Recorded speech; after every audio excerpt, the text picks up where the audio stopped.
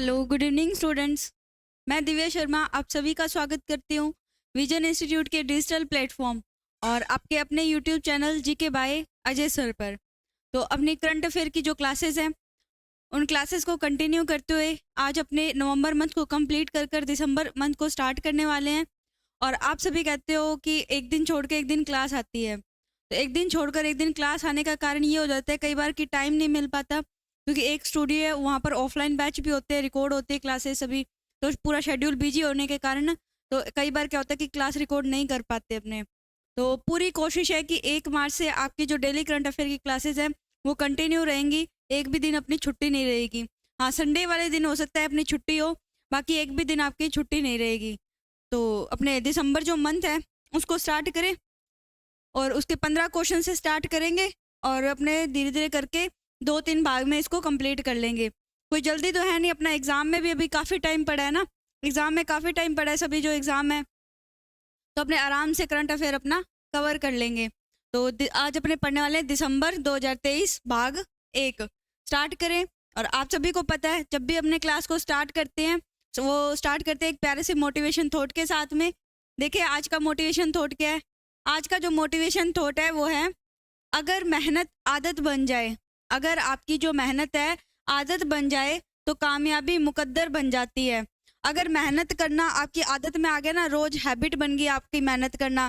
पर मेहनत करने से मतलब ये नहीं है कि आप दौड़ लगा रहे हो या क्या कर रहे हो। मेहनत करने से मतलब ये है कि आपने पढ़ना स्टार्ट कर दिया और नई नई चीज़ें सीखनी, जो भी आपको क्लास में पढ़ाया है, क्लास में पढ़ाया है उसको पढ़ने के अलावा आप अपने तरफ से क्या एफर्ट्स लगा रहे हो अपनी पढ़ाई के लिए, अपने लक्ष्य को पाने के लिए आप क्या अपनी तरफ से एफर्ट्स लगा रहे हो। अगर वो आपकी आदत बन गए ना, तब आपकी जो कामयाबी है वो आपकी मुकद्दर बन जाएगी, आपको अपना लक्ष्य प्राप्त हो जाएगा।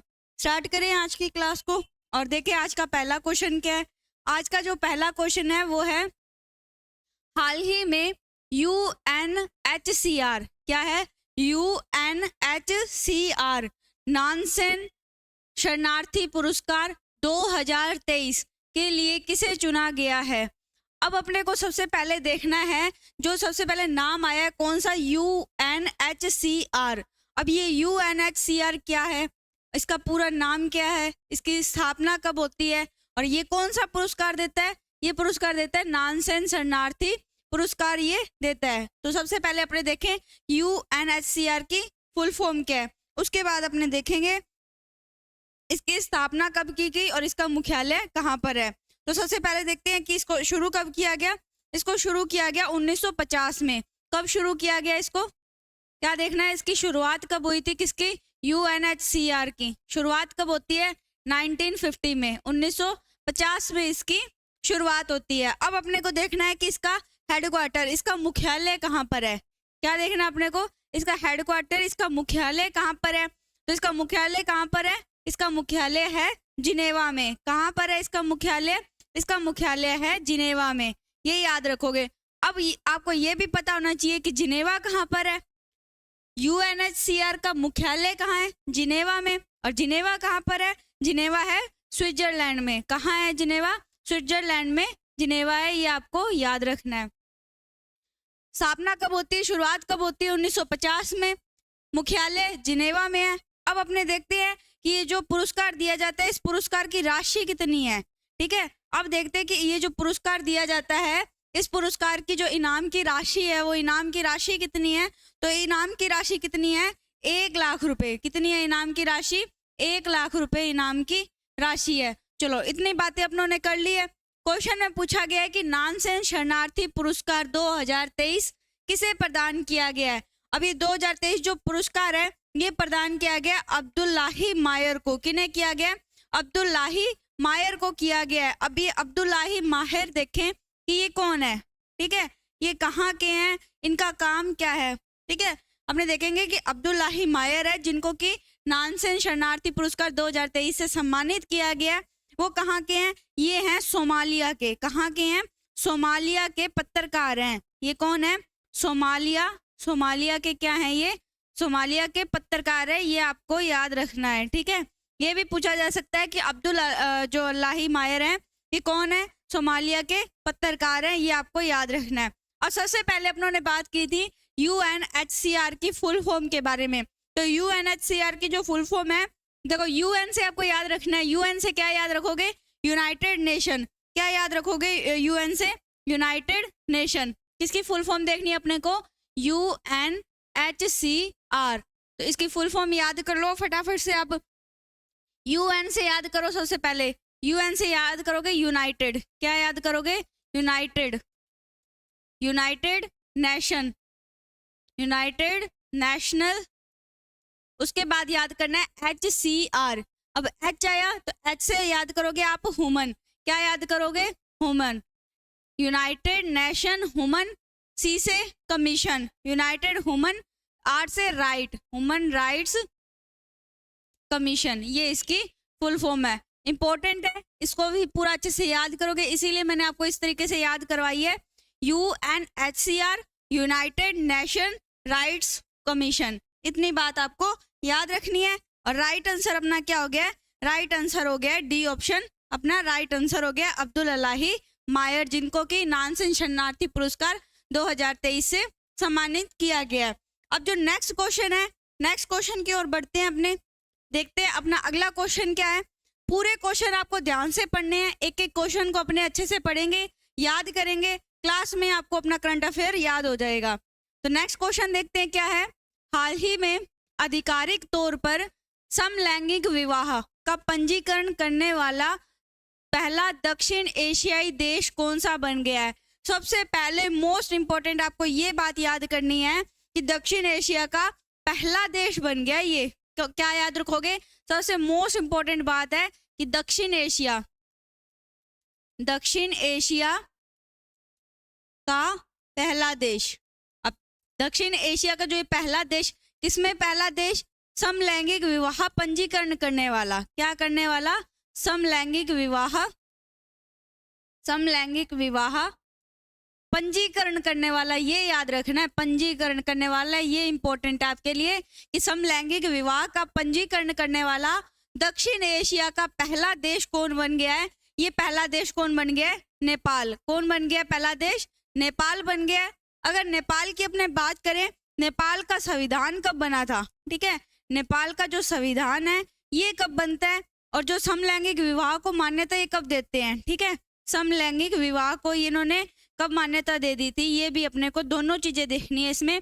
तो ये देखो संविधान कब बनता है इनका? 2015 में। कब बना? नवीनतम संविधान है इनका, 2015 में संविधान बना। किसका? नेपाल का। और इन्होंने समलैंगिक विवाह को कब मान्यता दे दी? 2010 में। ये दोनों बातें भी आपको याद रखनी है। दक्षिण एशिया का पहला ऐसा देश कौन सा है? नेपाल है। समलैंगिक विवाह पंजीकरण करने वाला, समलैंगिक विवाह का पंजीकरण करने वाला दक्षिण एशिया का पहला देश कौन बन गया है? नेपाल पहला देश बन गया है। ये बात आपको याद रखनी है। और अगर बात करें नेपाल का संविधान कब बना? नेपाल का संविधान 2015 में। और समलैंगिक विवाह को मान्यता कब दे दी थी इन्होंने? 2010 में इन्होंने मान्यता दे दी थी। इतनी बातें आपको याद रखनी है। बड़े नेक्स्ट क्वेश्चन की ओर देखिए। अपना नेक्स्ट क्वेश्चन क्या है? नेक्स्ट क्वेश्चन है अपना, हाल ही में दिवंगत हेनरी किसिंजर किस देश के पूर्व विदेश मंत्री हैं? तो हेनरी किसिंजर, सबसे पहले आपको याद रखना है कि हेनरी किसिंजर कौन है? पूर्व विदेश मंत्री हैं। अब क्वेश्चन में पूछा गया है कि इनकी हाल ही में मृत्यु हो गई है। ये पूर्व विदेश मंत्री रहे हैं। किस देश के ये पूर्व विदेश मंत्री रहे हैं? ये बात अपने से पूछी गई है। तो किस देश के पूर्व रहे हैं विदेश मंत्री, ये अपने को इसमें बताना है। और सबसे पहले अपने देखें अगर इसमें, तो इनको शांति का नोबेल पुरस्कार भी दिया गया है। इनको क्या दिया गया है? शांति का नोबेल पुरस्कार भी दिया गया है। ये आपको याद रखना है। अब अपने जो भी क्वेश्चन पढ़ते हैं लगभग उसमें शांति के नोबेल पुरस्कार की चर्चा करते हैं अपने। तो शांति का नोबेल पुरस्कार, शांति का नोबेल पुरस्कार भी इन्हें दिया गया है। अब ये पुरस्कार दिया तो गया है, ये पुरस्कार कब दिया गया इन्हें? हेनरी किसिंजर, जो कि क्या है? पूर्व विदेश मंत्री। कहाँ के पूर्व विदेश मंत्री हैं? यूएसए के। कहाँ के पूर्व विदेश मंत्री रहे हैं ये? यूएसए के पूर्व विदेश मंत्री रहे हैं, जिन्हें शांति का नोबेल पुरस्कार भी मिला है। कब मिला ये शांति का नोबेल पुरस्कार इन्हें? ये मिला है इन्हें 1973 में, 1973 में इन्हें शांति के नोबेल पुरस्कार से सम्मानित किया गया था। अब इन्हें शांति के नोबेल पुरस्कार से सम्मानित क्यों किया गया था, ये भी पूछ सकते हैं। शांति का नोबेल पुरस्कार से इन्हें 1973 में सम्मानित किया गया। हाल ही में इनकी मृत्यु हुई है, जो कि यूएसए के पूर्व विदेश मंत्री हैं। क्या नाम है? हेनरी किसिंजर इनका नाम है। इतनी बातें आपने याद कर ली। अब ये याद करना है कि शांति का नोबेल पुरस्कार 1973 में इन्हें दिया गया। अब 1973 में ये पुरस्कार दिया क्यों गया था इन्हें दिया गया था वियतनाम युद्ध में शांति स्थापित करने के लिए। इन्होंने क्या किया था? जो वियतनाम में युद्ध हुआ था, वियतनाम में जो युद्ध हुआ था, ठीक है, उस युद्ध में शांति स्थापित की थी इन्होंने, ठीक है। उस युद्ध में शांति स्थापित करने के लिए इन्हें यह पुरस्कार दिया गया। 1973 में दिया गया। हेनरी किसिंजर पूर्व विदेश मंत्री, कहाँ के? यूएसए के पूर्व विदेश मंत्री रहे हैं। इसी के साथ अपना राइट आंसर क्या हो जाएगा? बी ऑप्शन अपना राइट आंसर हो जाएगा। इतनी चीज याद रखोगे। अब बढ़ते हैं नेक्स्ट क्वेश्चन की ओर। अभी देखो अपने इसके हर एक क्वेश्चन में डिटेल थोड़ी कम कर रहे हैं। डिटेल कम करने का क्या अपने इसमें है कि अपने मंथली करंट अफेयर कर रहे हैं। डेली करंट अफेयर आप सभी ने पढ़ लिया है। जब अपने डेली करंट अफेयर पे आएंगे तब अपने एक क्वेश्चन में उससे ज्योग्राफी से रिलेटेड, कल्चर से रिलेटेड, अगर उस क्वेश्चन में पॉलिटिकल भी आती है, हिस्ट्री, उससे रिलेटेड पूरी उसकी चर्चा करेंगे। पूरा उसका ऑपरेशन कर देंगे क्वेश्चन का अपने। तो अभी मंथली में अपने फटाफट जो क्वेश्चन है उसके बारे में उसकी डिटेल पढ़ते जाएंगे। देखिए नेक्स्ट क्वेश्चन क्या अपना? नेक्स्ट क्वेश्चन है अपना, हाल ही में चर्चा में रही भारत सरकार की भारतीय आवास परियोजना का संबंध किससे है? मोस्ट इंपोर्टेंट लगा लो आप इस पे, इस क्वेश्चन पे क्या लगा लो? मोस्ट इंपोर्टेंट लगा लो। अभी हाल ही में चर्चा में रही है, कौन सी योजना है? भारतीय आवास योजना। कौन सी योजना है? भारतीय आवास योजना है। अब आपसे पूछ ले कि भारतीय आवास योजना की क्या कहते हैं, शुरुआत कब हुई थी? क्या पूछ ले आपसे कि भारतीय जो आवास योजना है इसकी शुरुआत कब हुई थी? तो इसकी शुरुआत होती है 2010 में। कब होती है? 2010 में। अब आप कहोगे कि भारतीय आवास परियोजना 2010 में शुरुआत हो रही है, तो अब हम इसे क्यों पढ़ रहे हैं? 2024 में आकर क्यों पढ़ रहे हैं? तो 2024 की अगर बात करें तो सॉरी 2023 की, है ना। 2024 में तो अपने पढ़ रहे हैं, लेकिन बात कब की है? 2023 की। 2023 में इसका क्या है? चौथा संस्करण। कौन सा संस्करण है? 2023 में इसका चौथा संस्करण जारी हुआ है, इसीलिए चर्चा में रही है। 2010 में इसकी शुरुआत हुई। कौन सी परियोजना? भारतीय आवास परियोजना। अब इसका संबंध पूछा गया, इसका संबंध किस देश से है? तो इसका संबंध जिस देश से है वो है श्रीलंका। किससे संबंध है इसका? श्रीलंका से संबंध है। श्रीलंका में घरों के निर्माण के लिए, श्रीलंका में घरों के निर्माण के लिए भारतीय आवास परियोजना की शुरुआत कब की गई? 2010 में की गई। 2023 में इसका कौन सा संस्करण? चौथा संस्करण जारी हुआ। अब चौथे संस्करण में एक उद्देश्य रखा गया। कितने हजार घरों का उद्देश्य रखा गया? इसमें 10,000 घर। कितने? 10,000 घरों का निर्माण करवाया जाएगा। और टोटल अगर मान के चले इसके दौरान कितने घर? 16,000 घरों का निर्माण करवाया जाएगा। पूरा कंप्लीट जब भी हो जाएगा तो कितने घर कंप्लीट करवाए जाएंगे? 16,000। राइट आंसर अपना क्या हो गया? सी ऑप्शन राइट आंसर हो गया। याद हो इतनी बातें। भारतीय आवास परियोजना है जिसका संबंध कौन से देश से है? श्रीलंका से है। भारतीय आवास योजना की शुरुआत कब होती है? 2010 में इसकी शुरुआत होती है। और 2023 में इसका कौन सा संस्करण है? चौथा संस्करण। ये आपको याद रखना है। आपसे ये संस्करण भी पूछ सकता है, ठीक है, ये भी आपको याद रखना है। बढ़ते हैं नेक्स्ट क्वेश्चन की ओर। अगर अपने इसमें देखें तो पहला ऑप्शन अपने को दे रखा है, क्या दे रखा है? भूटान। अभी मैंने आपको कुछ दिन पहले बताया था कि भूटान के जो नरेश है, भूटान नरेश कितने दिन के लिए? 3 दिन के लिए। कितने दिन के लिए? 3 दिन के लिए कहाँ पर आए? असम में आए। अब भूटान नरेश का अगर आपसे नाम पूछ ले तो नाम क्या उनका? नाम ज्ञान। नाम क्या उनका? नाम ज्ञान वांगचुक। क्या नाम है? नाम ज्ञान वांगचुक है, जो कि 3 दिन के लिए पहली बार, भूटान नरेश 3 दिन के लिए पहली बार कहाँ पर आए? असम में आए। नाम उनका नाम ज्ञान वांगचुक। और अगर बात करें कि इनके भारत आगमन पे जब ये असम आए हैं तो एक रेल लिंक की शुरुआत की गई थी, है ना। एक किसकी शुरुआत की गई? रेल लिंक की। रेल लिंक की शुरुआत की गई, ये आपको याद रखना है। और वो रेल लिंक कौन सा है? कोकराझार से गेलफू। अब ये कोकराझार से गेलफू जो रेल लिंक है, इसकी अगर बात करें अपने तो कोकराझार कहाँ पर है? कोकराझार की बात करें तो ये असम में है। और गेलफू की बात करें अपने किसकी, गेलफू की बात करें तो ये कहाँ पर है, भूटान में है। इनके मध्य रेल लिंक शुरुआत की गई। क्वेश्चन अपना था भारतीय आवास योजना, उसका जो राइट आंसर अपना क्या है, श्रीलंका राइट आंसर है। अब बढ़े नेक्स्ट क्वेश्चन की ओर। नेक्स्ट क्वेश्चन बहुत ही अच्छा क्वेश्चन है, इंपॉर्टेंट क्वेश्चन है। क्या है, शैक्षणिक रूप से कमजोर जो विद्यार्थी हैं उनके लिए एक मिशन की शुरुआत की गई है। मिशन का नाम आपको याद रखना है। मिशन का नाम क्या है, मिशन दक्ष। क्या नाम है मिशन का, मिशन दक्ष नाम है। क्या नाम है, मिशन दक्ष। अब ये पूछा गया है कि जो विद्यार्थी शैक्षणिक रूप से मतलब कि पढ़ाई में जो कमजोर है, पढ़ाई में जो कमजोर विद्यार्थी हैं, पढ़ाई में कमजोर जो विद्यार्थी हैं उनके लिए एक मिशन शुरू किया गया। कौन सा मिशन, मिशन दक्ष शुरू किया गया। इतनी बात तो आपको याद रखनी है, ये बिल्कुल नहीं भूलना है कि ये मिशन कौन सा, मिशन दक्ष किनके लिए शुरू किया गया, जो विद्यार्थी शैक्षणिक रूप से कमजोर है मतलब कि पढ़ाई में वीक है उनके लिए शुरुआत की गई है। कौन सी सरकार ने, कहाँ की सरकार ने शुरुआत की है, बिहार ने इसकी शुरुआत की है। अब इसमें क्या होगा, मिशन दक्ष में क्या होगा कि मिशन दक्ष में एक जो टीचर है, कौन है, एक टीचर है जो, वो कितने बच्चों को गोद लेगा, 5 जो स्टूडेंट हैं, ठीक है, 5 जो स्टूडेंट हैं इनको क्या लेगा, ये गोद लेगा। अब गोद लेने से ये मतलब नहीं है कि अपने घर में रखेगा इन्हें। एक टीचर 5 बच्चों को गोद लेगा, इसका मतलब ये नहीं है कि वो अपने 5 जो विद्यार्थी हैं उनको अपने घर रखेगा। इसका मतलब है कि हर एक टीचर को एक जिम्मेवारी दी जाएगी। कितने बच्चों की जिम्मेदारी दी जाएगी, 5 बच्चों की।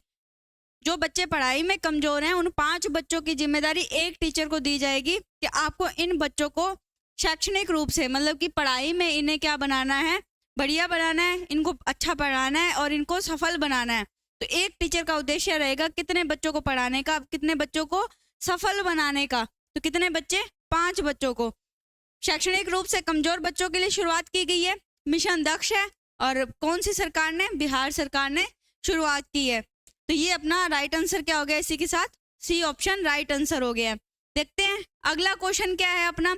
अगला जो क्वेश्चन है वो क्वेश्चन है कि प्रधानमंत्री नरेंद्र मोदी ने ग्रीन क्रेडिट पहल की शुरुआत कहाँ से प्रारंभ की है।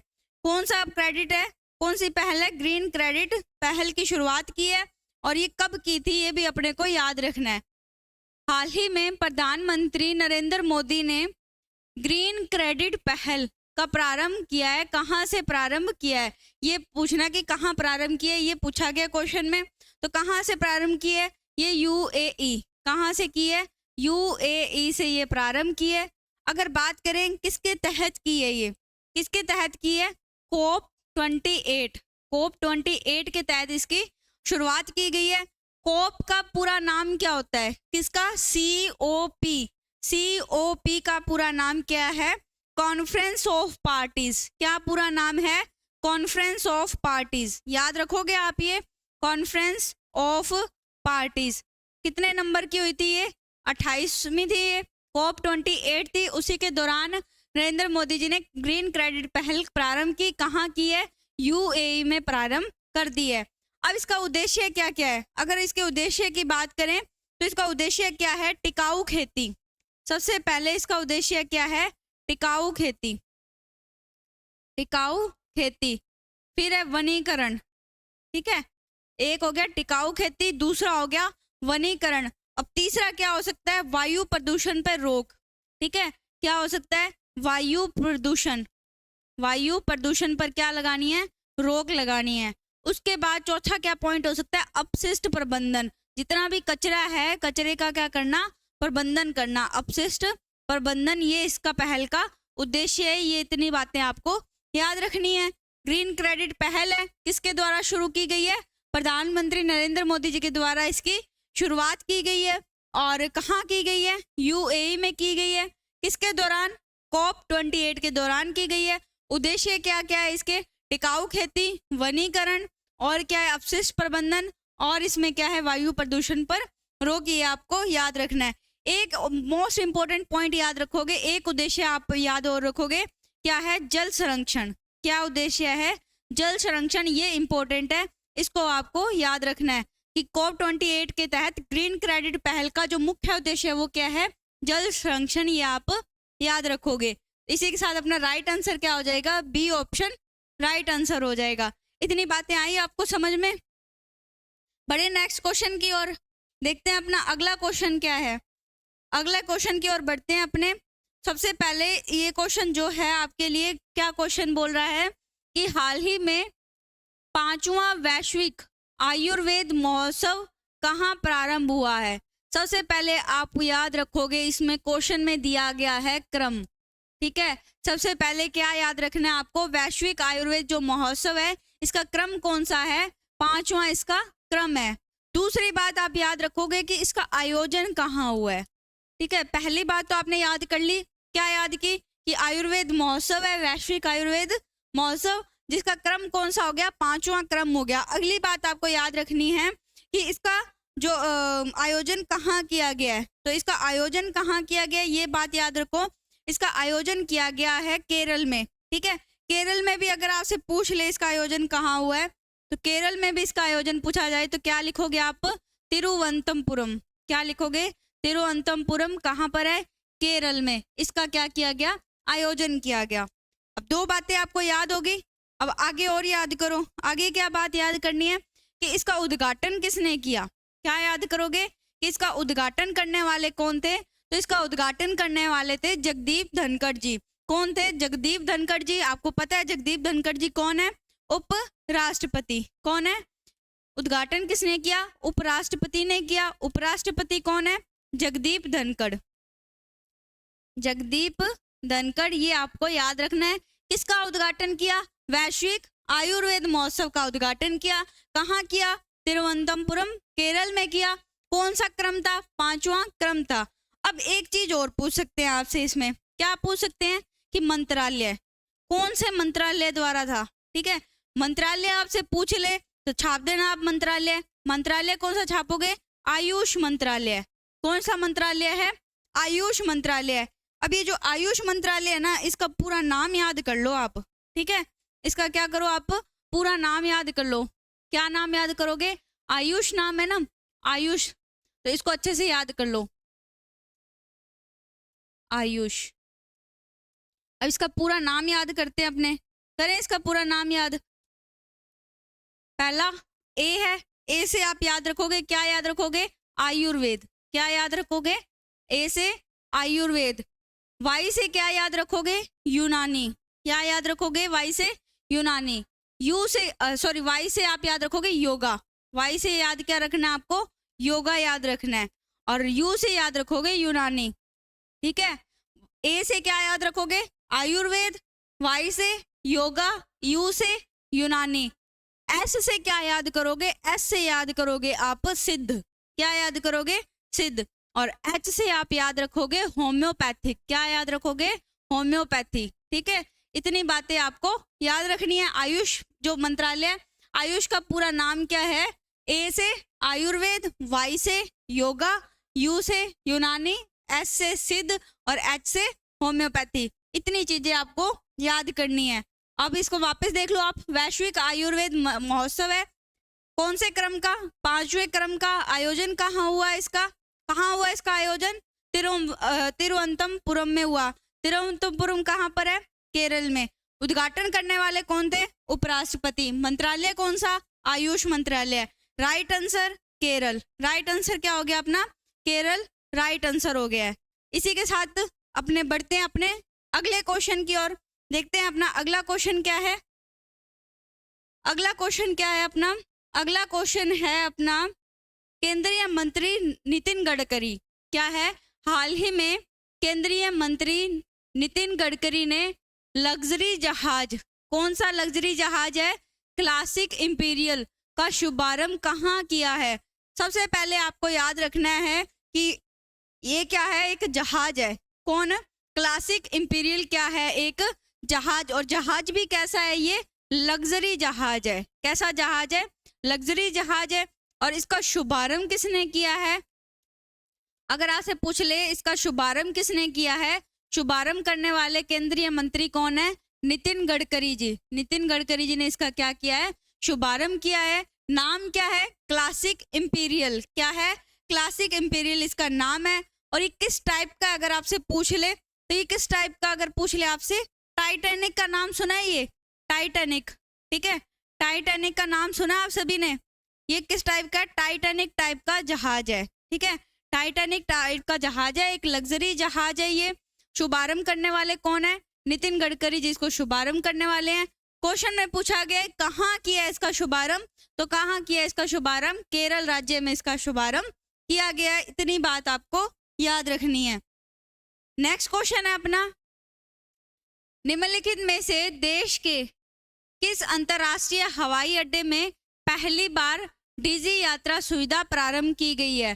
तो निम्नलिखित में से कौन सा देश है जिसमें अंतरराष्ट्रीय हवाई अड्डे में पहली बार कौन सी यात्रा?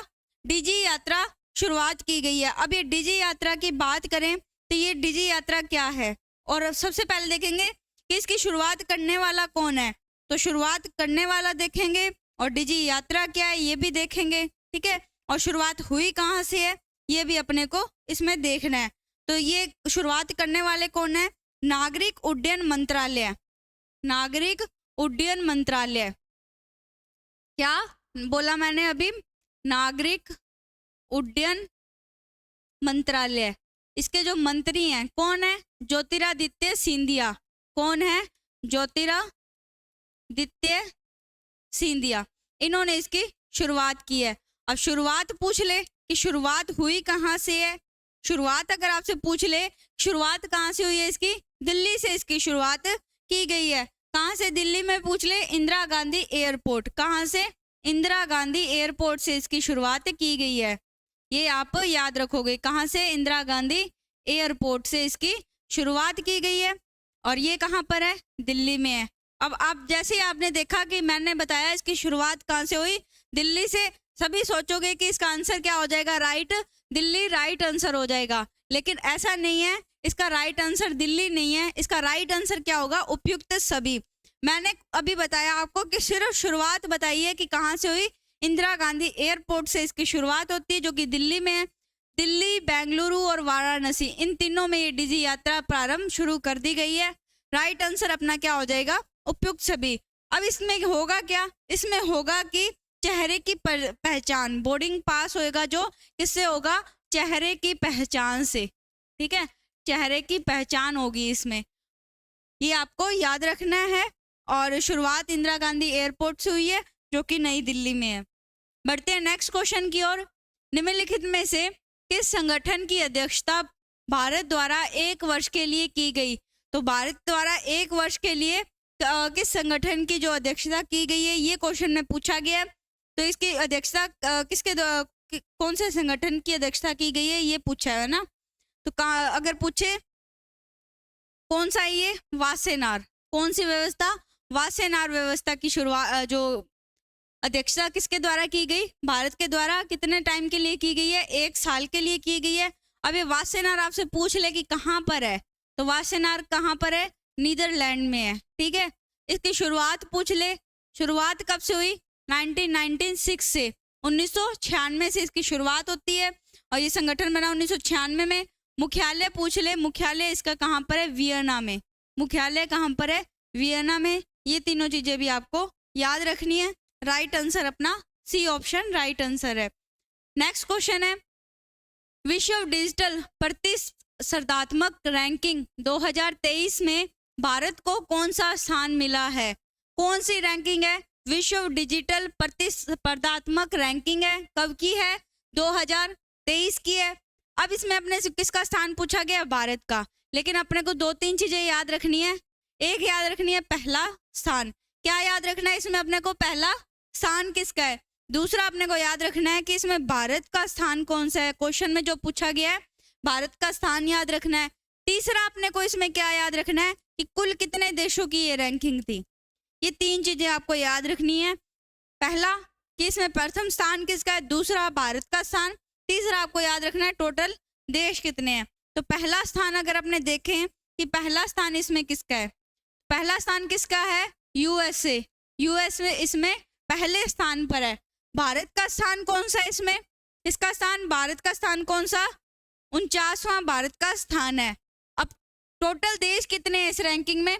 टोटल देश हैं 64, कितने? 64। इतनी बातें याद कर लोगे आप। विश्व डिजिटल प्रतिष्ठात्मक रैंकिंग है जिसमें पहला स्थान यूएसए का है, भारत का स्थान 49वां है और कुल देश कितने हैं? 64 इसमें देश है। राइट आंसर अपना डी ऑप्शन 49 राइट आंसर हो जाएगा इसमें। नेक्स्ट क्वेश्चन है, हाल ही में बंगाल की खाड़ी में आए चक्रवात किचोंग का नाम किसने दिया है? कहाँ पर आया है चक्रवात? बंगाल की खाड़ी में। कहाँ आया चक्रवात? बंगाल की खाड़ी में चक्रवात आया है। दूसरी बात, चक्रवात किस कारण से आता है? निम्न वायुदाब। किस कारण से आता है? निम्न वायुदाब के कारण ये चक्रवात आते हैं। अब अपने से पूछा गया है कि बंगाल की खाड़ी में एक चक्रवात आया है जिसका नाम क्या है? जिसका नाम है किचोंग। अभी किचोंग जो चक्रवात आया है इसका नामकरण किसने किया है? तो इसका नामकरण करने वाला कौन है? म्यांमार। कौन है इसका नामकरण करने वाला? म्यांमार इसका नामकरण करने वाला देश है। नेक्स्ट क्वेश्चन है अपना, हाल ही में भारत की 84वीं ग्रैंड मास्टर कौन बनी है? 84वीं ग्रैंड मास्टर पढ़ने से पहले अपने पढ़ेंगे कि भारत का पहला ग्रैंड मास्टर कौन है और भारत की पहली महिला ग्रैंड मास्टर कौन है। ये दोनों नाम आपको याद रखने हैं। तो भारत का जो पहला ग्रैंड मास्टर है वो कौन है और महिला कौन है, दोनों याद रखने हैं अपने को। तो पहले याद करने हैं अपने को, पहला पुरुष और पहली महिला, ये दोनों याद करने हैं। तो फटाफट याद कर लेते हैं इन्हें भी अपने। तो पहला पुरुष कौन है? विश्वनाथ। क्या नाम है? विश्वनाथ आनंद। ठीक है, विश्वनाथ आनंद पहले ग्रैंड मास्टर हैं। और पहली महिला की बात करें, पहली महिला कौन है? विजय लक्ष्मी। पहली महिला कौन है? विजय लक्ष्मी पहली महिला है जो कि ग्रैंड मास्टर बनी थी। ठीक है, क्या नाम है? विजय लक्ष्मी। दोनों नाम याद रखोगे। पहला पुरुष विश्वनाथ आनंद, पहला पुरुष भी और पहला ग्रैंड मास्टर भी है विश्वनाथ आनंद। पहली महिला ग्रैंड मास्टर कौन है? विजय लक्ष्मी। क्वेश्चन में पूछा गया है 84वीं ग्रैंड मास्टर, इंपॉर्टेंट लगा लो इस क्वेश्चन पे आप, मोस्ट इंपॉर्टेंट क्वेश्चन है। 84वीं ग्रैंड मास्टर कौन बनी है? तो कौन बनी है? वैशाली रमेश बाबू। कौन बनी है? वैशाली रमेश बाबू 84वीं ग्रैंड मास्टर बनी है। ये नाम आपको याद रखना है। कौन से नंबर की है? 84वें नंबर की है। पहले नंबर की मैंने आपको बता दिया कौन है, पहले नंबर की विजय लक्ष्मी है। और पहला पुरुष कौन सा है? पहला पुरुष विश्वनाथ आनंद। ये नाम आपको याद रखना है। आज का अपना जो सेकंड लास्ट क्वेश्चन है वो भी देख लेते हैं फटाफट अपने। सेकंड लास्ट जो क्वेश्चन है वो किसके लिए है? विश्व कंप्यूटर साक्षरता दिवस 2023 कब मनाया गया? विश्व साक्षरता दिवस हर वर्ष, प्रत्येक वर्ष कब मनाया जाता है? ये प्रत्येक वर्ष मनाया जाता है 2 दिसंबर को। कब मनाया जाता है? 2 दिसंबर को मनाया जाता है। अगर आपसे पूछ ले कि विश्व जो कंप्यूटर साक्षरता दिवस है, इस दिवस की शुरुआत कब से होती है? प्रत्येक वर्ष 2 दिसंबर को यह मनाया जाता है। शुरुआत कब हुई थी इसकी? कब हुई थी शुरुआत इसकी? 2001 में। 2001 में विश्व साक्षरता जो विश्व कंप्यूटर साक्षरता दिवस है इसकी शुरुआत कर दी गई थी। प्रत्येक वर्ष 2 दिसंबर को मनाया जाता है। अब इसका उद्देश्य क्या था? परिवर्तनशील दुनिया में साक्षरता को बढ़ावा देना। परिवर्तनशील, क्या उद्देश्य था इसका? परिवर्तनशील दुनिया में साक्षरता को बढ़ावा देना। साक्षरता को बढ़ावा देना, ये इसका उद्देश्य है। ठीक है, अब कंप्यूटर है जो आए दिन इसमें कोई ना कोई अपडेट होती है। अपने कितना विकास हो चुका है, 2001 देखो और अब 2024 देखो, इतने सालों में जो अपना टेक्नोलॉजी में कितना विकास हो चुका है ना। तो ये इसका उद्देश्य था और उद्देश्य सफल होता हुआ भी दिखाई दे रहा है ना इसका सारा। प्रत्येक वर्ष विश्व कंप्यूटर दिवस कब मनाया जाता है? 2 दिसंबर को मनाया जाता है। आज का अपना लास्ट क्वेश्चन है, भारतीय नौसेना युद्धपोत की कमान संभालने वाली पहली महिला अफसर कौन बनी है? भारतीय नौसेना में युद्धपोत की कमान। अब आपको मैंने बताया था नौसेना दिवस, क्या बताया था मैंने आपको? नौसेना दिवस कब मनाया जाता है? 4 दिसंबर को। अगर इसके हेड पूछ ले आपसे, हेड कौन है? आर हरि कुमार, ये भी आपको मैंने बता दिया। लेकिन क्वेश्चन में अपने से क्या पूछा गया है, भारतीय नौसेना युद्धपोत की कमान संभालने वाली पहली महिला अफसर कौन बनी है? पहली महिला अफसर कौन बनी है? प्रेरणा देवस्थली, शालिजा धामी, दीपिका मिश्रा और पद्मा बंदोपाध्याय। ये आपको बताना है चारों में से कौन बनी है। तो राइट आंसर अपना क्या है? प्रेरणा देवस्थली। प्रेरणा देवस्थली नौसेना में युद्धपोत की कमान संभालने वाली पहली महिला अफसर बन गई हैं। अब आप सभी को कमेंट बॉक्स में बताना है, सभी को कमेंट बॉक्स में बताना है शालिजा धामी कौन है। ये चर्चा में क्यों रही थी, बार बार अपनों ने पढ़ा था शालिजा धामी के बारे में। सभी कमेंट बॉक्स में छाप दो शालिजा धामी कौन है। और आज की क्लास को अपने यहीं समाप्त करते हैं। इस क्लास की पीडीएफ के लिए आप GK by Ajay sir Telegram channel को ज्वाइन कर सकते हैं ना।